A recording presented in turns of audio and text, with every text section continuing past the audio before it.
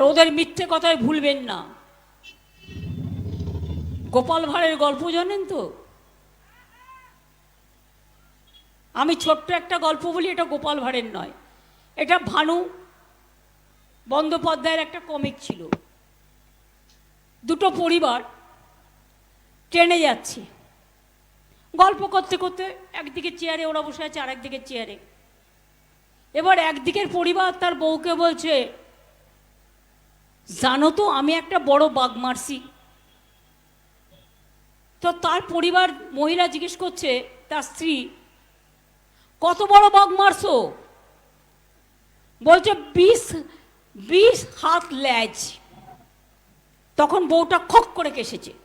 উনি জানেন ওর বর একটু মিথ্যে কথা বেশি বলে। যখন কাশেন তখন তার বর বুঝতে পারে একটু বেশি বলে ফেলেছেন। যেই খক করে বউ কেসেছে তখন বলছে, মাপি নাই টাপি নাই 15 হাত হইব। তখন ওর বর আবার ওর বউ কেসেছে, তখন বলছে মাপি টাপি নাই 10 হাত হইব। 10 হাত যদি বাঘের ল্যাজ হয়, বাঘটা কত বড়?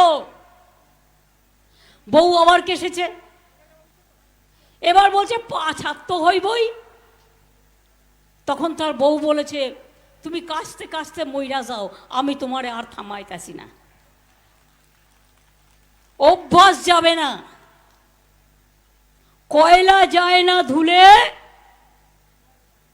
আর